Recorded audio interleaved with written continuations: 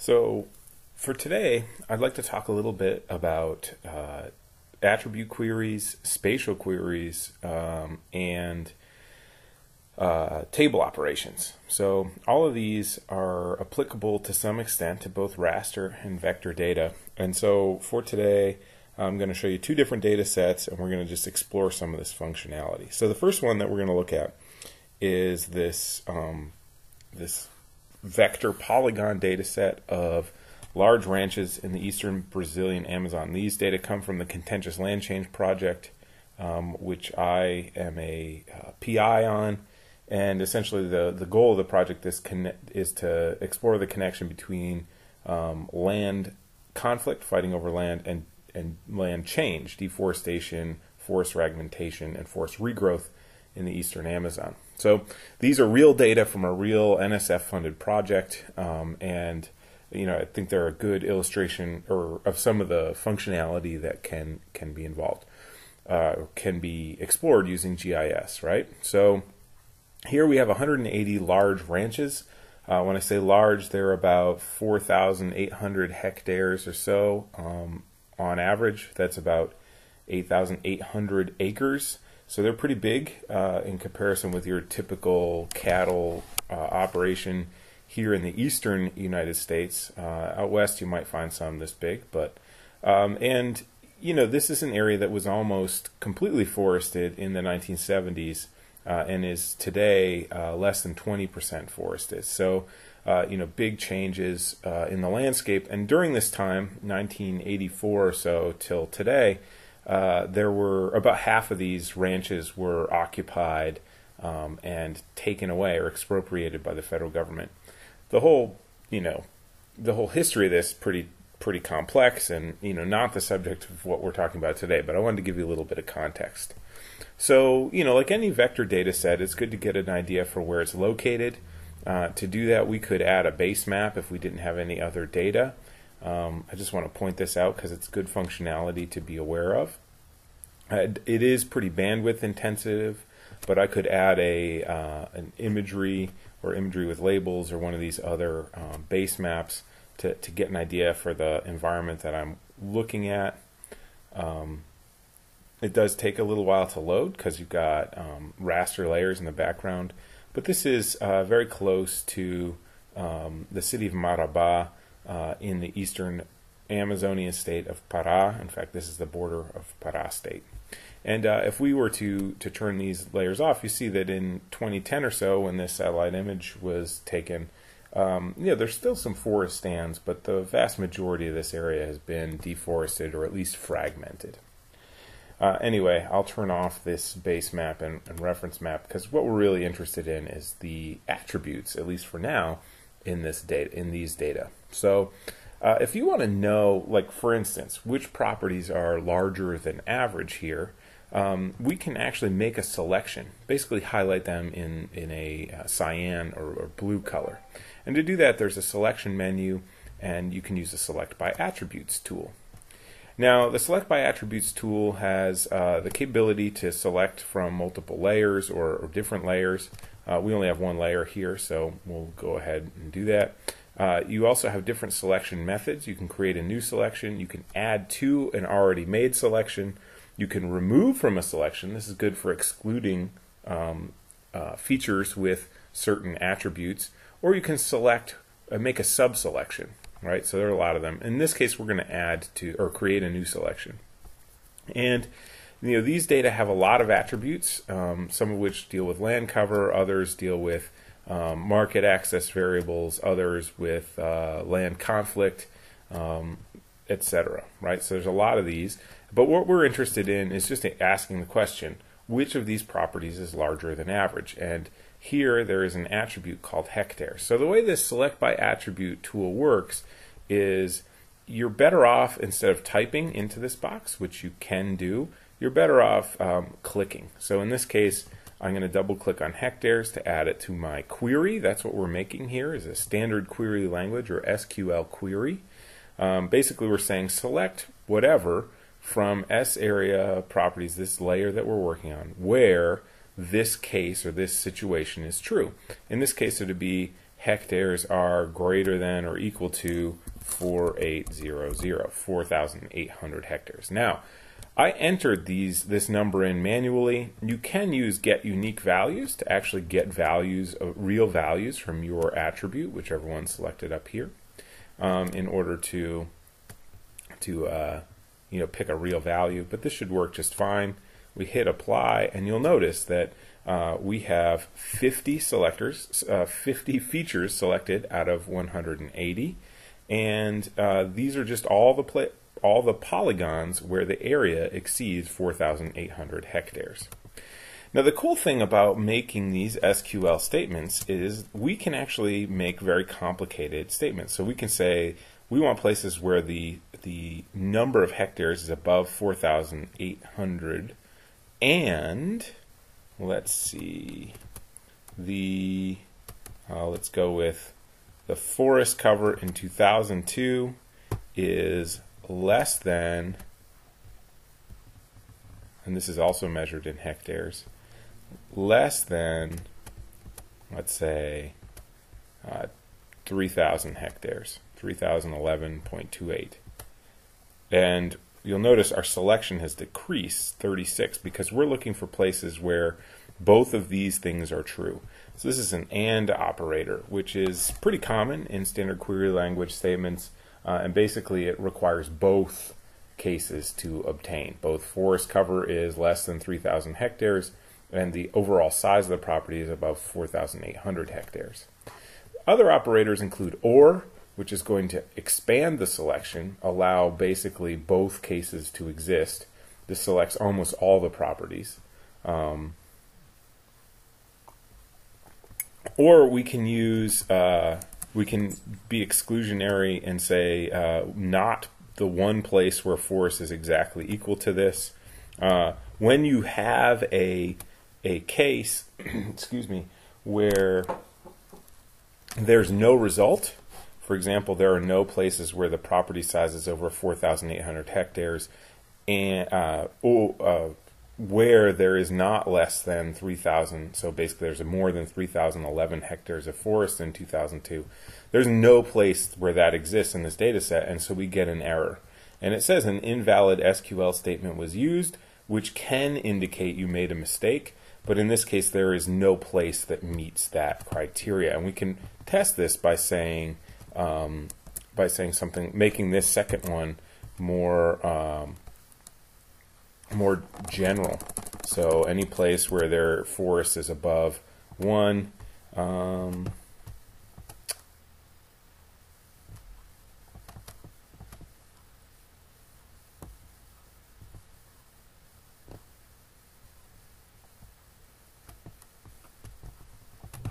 okay, actually not is, it does function the way I was suggesting, but it tends to be easier to avoid an error if you do something like exclude a case where hectares are, let's say, not hectares equals,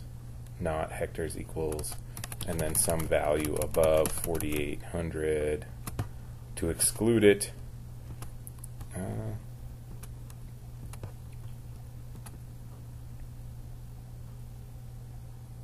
Anyway, this is a good operator to use in cases where you want to exclude things. Another thing I wanted to mention is a situation like this. So we have this legend variable here, or situation variable, which is just the legal situation of the property. Maybe we're interested in all of these ones that begin with T, but as you notice, there's a TA, a TD, a TG, a TP.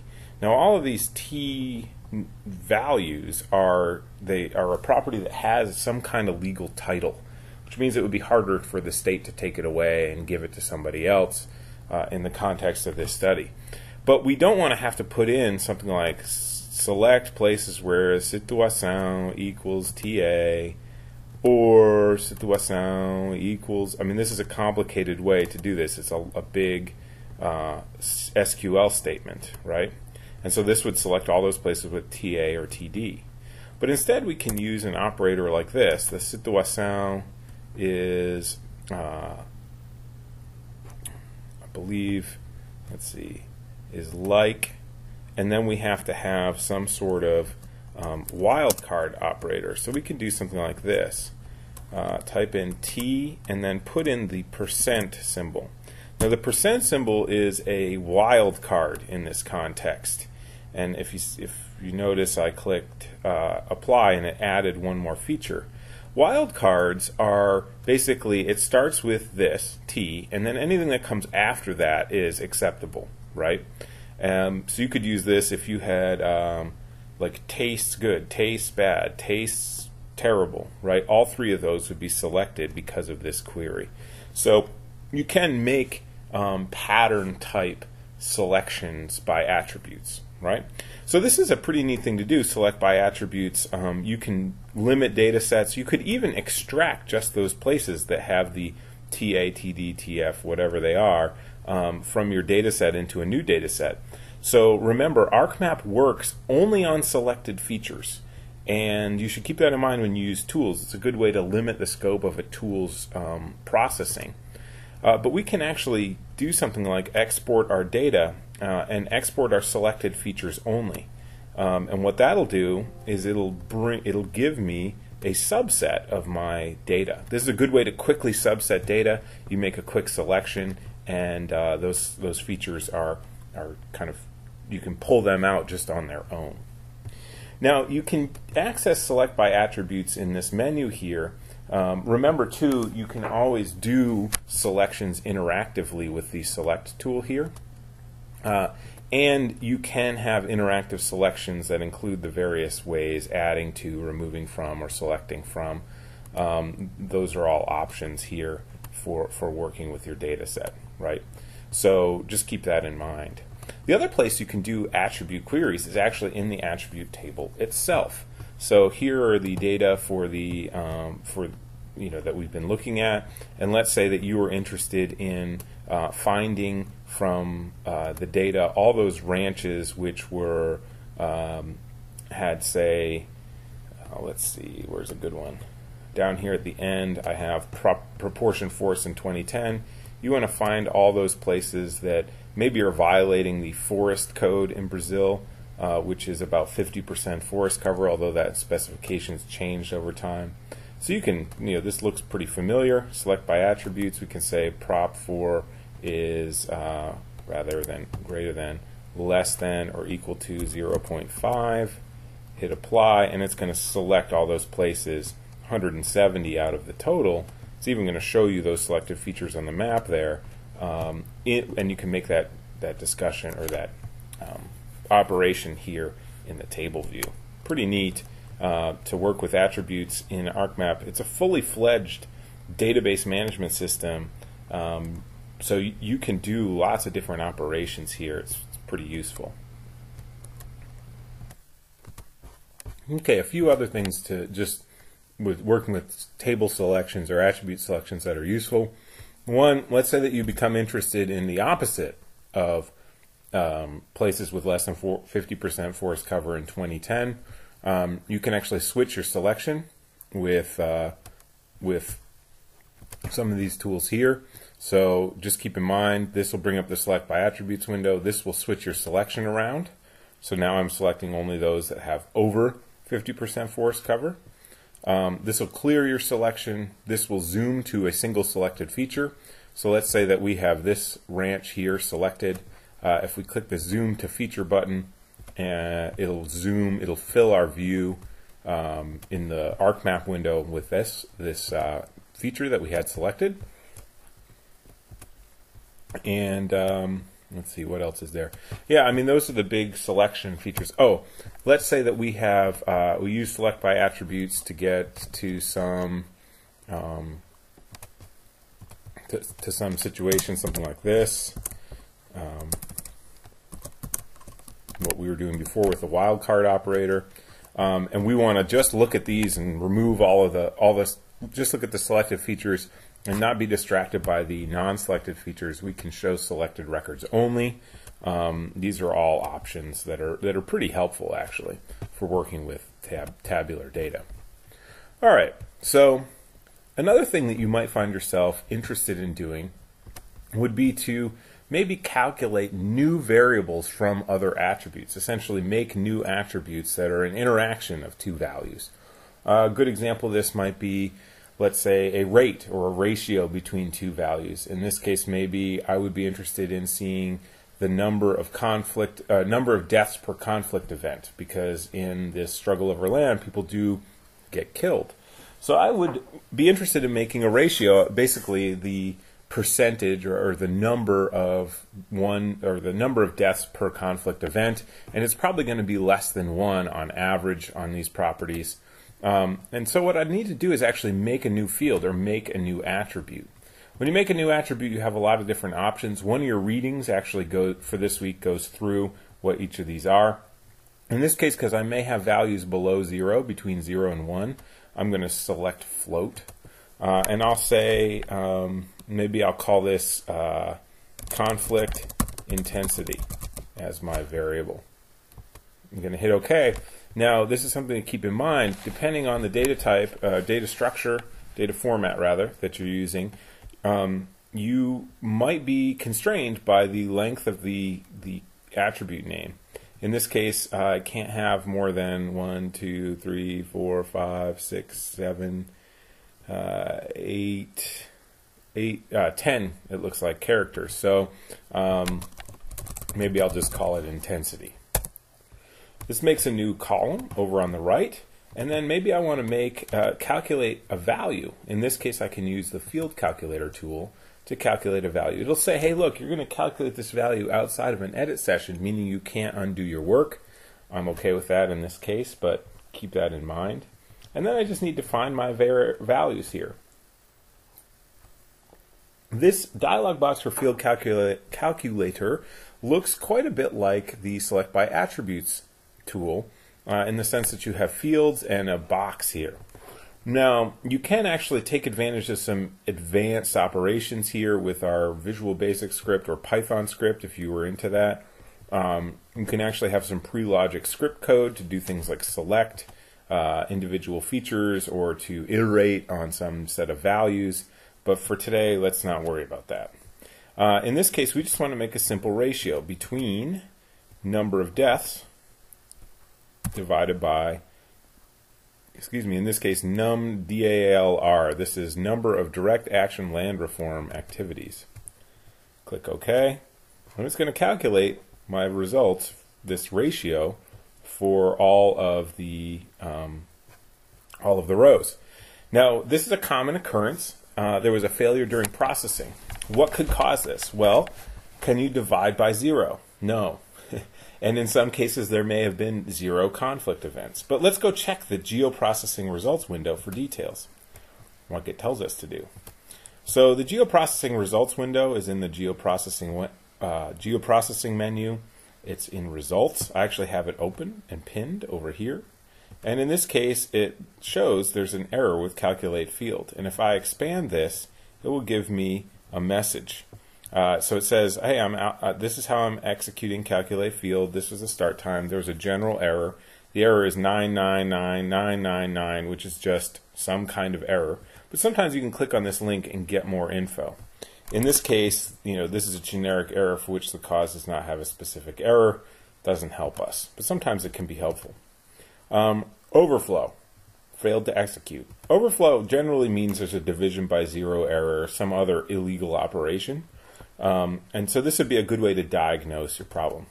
You can also bring up the tool. In this case, it looks a little different, but it's the same thing, to run the field calculation.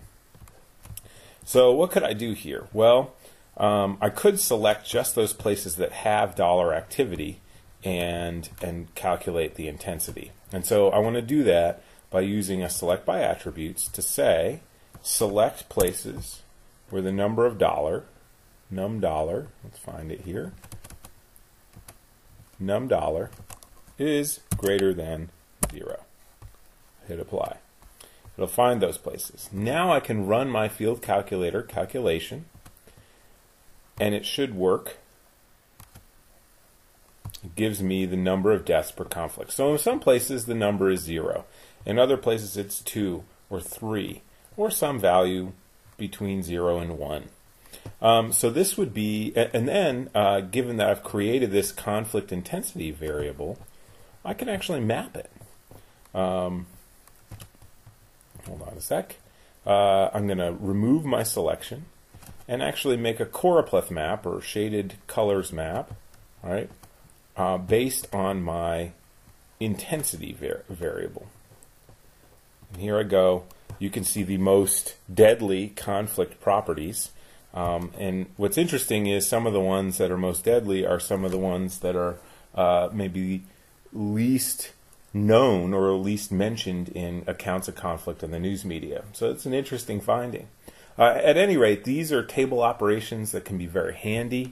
I'd like to just, in closing on this part of the screencast, just mention that the field calculator is very powerful in that you can add code in here, and you can also do operations that include logarithmic, recasting variables into integers, etc. So this is a very powerful way to make new data from data that already exists, or make new attributes by interacting various attributes.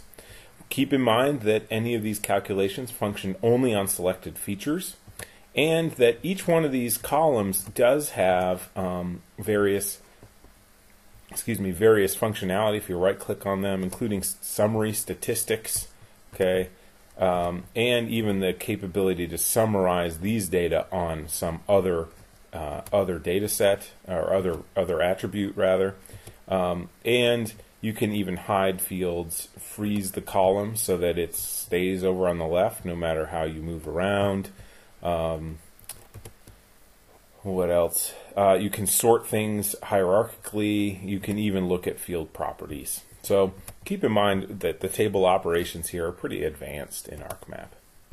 All right, with that, I'd like to switch over to kind of this other idea here, and that would be using rasters to make spatial queries, essentially site suitability or location analysis based on pretty simple observations. So we're moving from the vector realm to the raster realm, and we're going to be using multiple layers rather than a single layer to make queries. So this is a totally different sort of problem here, and it's kind of one I made up, but and it deals with data that's closer to home. So this is actually Cass County, Indiana. Here in the middle we have the town of Logansport, and here is the Logansport power generating facility. It's a power plant.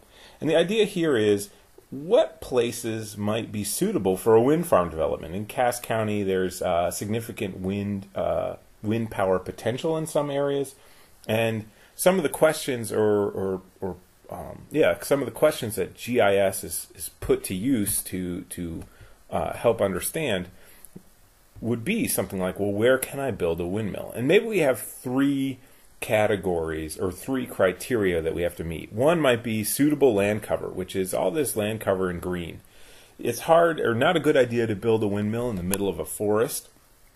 Forests break the wind, so it's not as powerful. They also could be a hazard to the windmill itself. So you want to keep them away from that. You also can't build a windmill as easily in the middle of a town. So you want places like agricultural land or grassland, undeveloped land, right? So that's all the things here in green. We also you want places with high wind. And it turns out in Indiana we have these data. They are wind above 6 miles per hour at 100 feet elevation. So 100 feet above the ground, we have places where wind is on average above 6 miles per hour in Cass County. And then we have areas within 10 miles of the power plant. Why 10 miles? Well, you don't want to put a windmill up too far away from the main power infrastructure, because you do have some need to connect into that infrastructure, and maybe outside of 10 miles, the infrastructure is not close enough to make the investment worthwhile. So we can look at the landscape here and kind of find the places that fit, right? We know that, sure, wind speed's appropriate here, but it's not within the 10-mile circle. We know that maybe within the 10-mile circle. I'm going to make this hollow too. We've got some areas here, but some within these 6 mile per hour at 100 feet elevation wind areas, there are small areas that are not suitable, probably because they're homes or forest stands, right?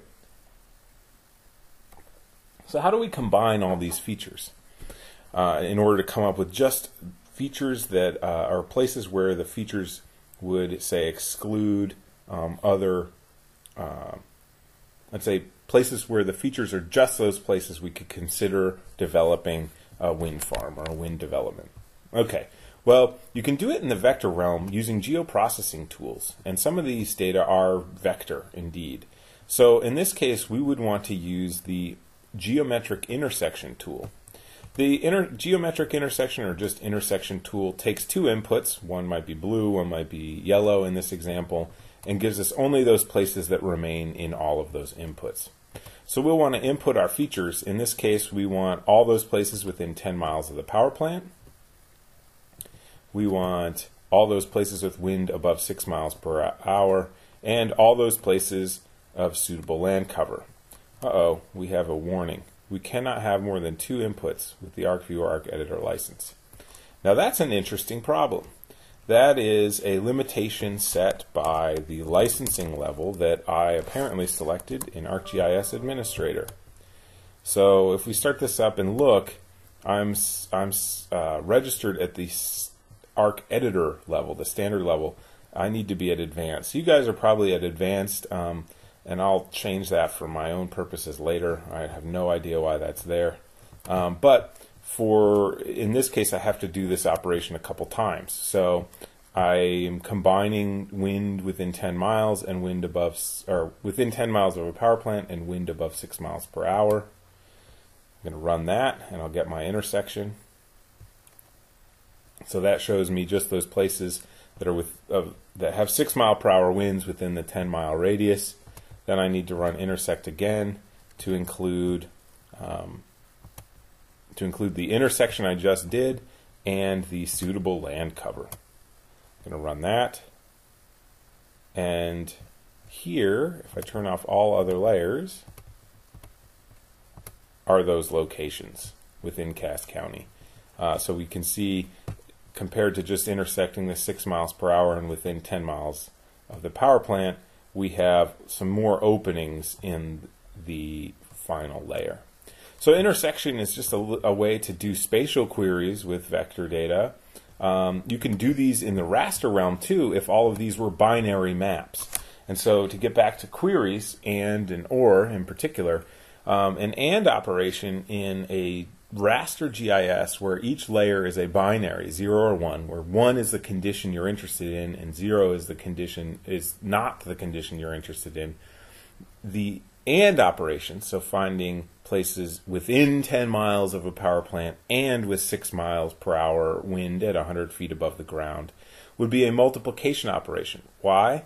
Well, if you multiply the two raster layers together, 0 times 1 is 0, 1 times 1 is 1, and 1 times 0 is 0, which means that only those places that meet both criteria are going to remain. So you can do the exact same operation we just did in the raster realm, provided you have binary or Boolean map layers, zeros and ones, right? So these are pretty useful ways to do queries about where things are, or where multiple criteria are. Just in closing, I would like to show you a couple spatial the other type of selections, and that is select by location. This is a very complicated tool and can lead you astray if you're not careful, but if we want to select, for example, all of those places with wind above 6 miles per hour at 100 feet elevation that are contained within the power plant, within 10 miles of a power plant circle, we can do that using a selection method. The problem is here, so we could say, well, if they are completely within the source layer feature, right? That's going to select nothing, even though we have some that are, because if we go and select these features, these wind above 10 mile per hour features, each of these are not independent features, perhaps. we can select those features that are, say, intersect the source layer features. The source layer feature is going to be the 10-mile power plant buffer, right? And that's going to be intersect, but we're going to have those places that are, this feature extends outside the 10 mile per hour buffer, so it's not going to always give you your complete answer, right? You'd have to do more analysis to get to say, the area suitable for wind development in Cass County. Anyway, these are the tools, some tools that we're exploring this week in your lab assignment. We're back to GIS, although we haven't abandoned remote sensing, but you've got to build up some GIS skills in order to address the further remote sensing lab. So enjoy the transition back to GIS, and let me know if you have any questions.